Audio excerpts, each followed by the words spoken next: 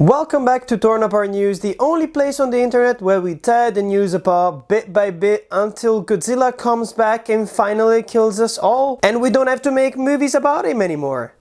Monkey, I'm bored, so I'm gonna kill you!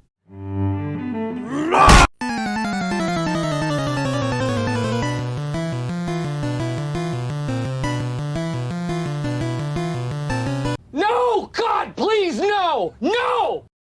This week we're talking about Godzilla, but I'm not talking about Godzilla Minus One, which is the movie that has been gathering so many positive reviews on the internet. I'm talking about Godzilla X Kong, which means featuring Kong, or versus Kong, I still don't know, the new Empire. The trailer is finally out, and honestly I have no idea what this movie is about.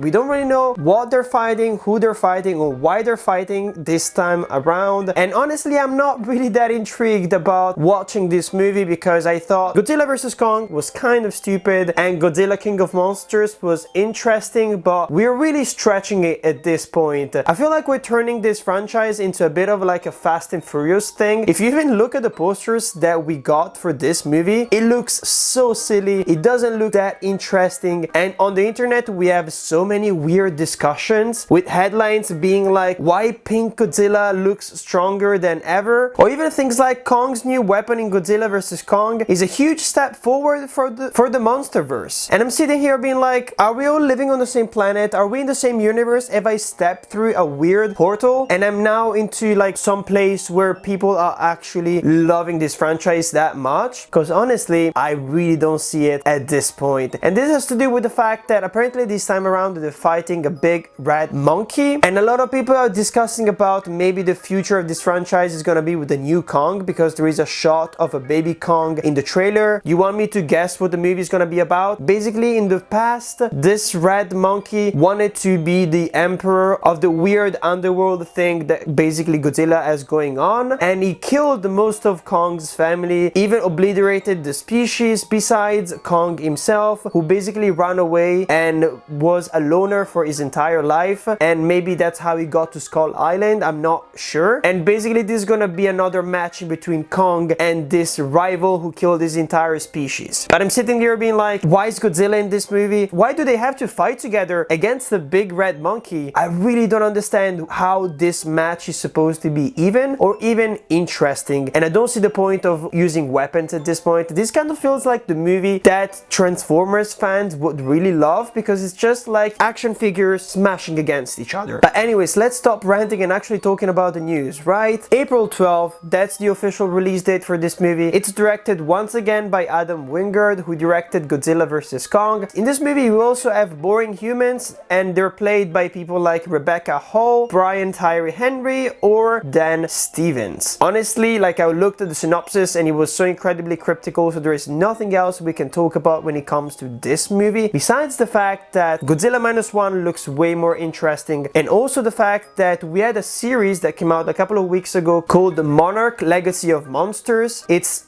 going on right now on Apple TV Plus. We have 5 episodes and 10 is the total for this season here. I don't know how it's connected to the Godzilla universe or whether it's actually good, but it's been receiving positive reviews, so I thought you might want to know in case you want to check it out. Personally, I don't care about these movies, but it's an important thing to talk about them, mostly because the next piece of news is related to this one as well, and it's kind of shocking. It's a movie called ISS, which stands for International Space Station, and basically the trailer for this movie here got 1.2 million views, and it literally beat the trailer released on the Warner Bros. UK and Ireland edition on YouTube by almost doubling it. This other movie, which is literally an indie movie with a weird director that nobody really knows because she's mostly worked in documentaries, documentaries has attracted more attention than the Godzilla movie, here in Europe anyways. Incredibly weird. But what is this about? Who is this starring? And who is the director that I mentioned right before? Let's have a look. Basically, the film centers on a group of astronauts living aboard the International Space Station whose mission is thrown in jeopardy by an anonymous message from Earth. Tensions flare in the near future aboard the International Space Station as a worldwide conflict breaks out on Earth. Reeling from this, the astronauts receive orders from the ground to take control of the station by any means necessary. It is starring Ariana DeBose, Chris Messina, and Pilou Asbæk, and it is directed by Gabriella Copperthwaite, who you definitely don't know unless you're a documentary aficionado. She's worked on things like The Grab, Children of the Underground, or the movie Our Friend as well. I'm honestly sitting here being like, is this movie actually gonna be interesting? Because if you look at the trailer, it looks like so many other short films that I've seen in the past taking place in the International Space Station. Honestly, there doesn't seem to be any aliens involved. Is it actually supposed to be R-rated? Is this supposed to be like a horror movie, or is this like a weird political thriller? I don't really know. Is this gonna be like Gravity? Because Gravity, at the end of the day, doesn't really have a really strong story, but it is really beautiful from a technical perspective, and it's possible that it's gonna be like that. But it's still a mystery to me why this trailer grabbed the people's attention so much. But honestly, I'm quite hyped for it, just because it's a science fiction movie and I love science fiction. And it's coming out quite soon, January 19, so put it down on your calendars. The third piece of news of this week that I wanted to talk about has to do with something that probably nobody asked for, which could be the subtitle of this video at the end of the day. Mr. and Mrs. Smith is getting rebooted through a series that is co-created by Daniel Glover.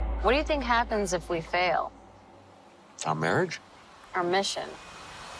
And he'll be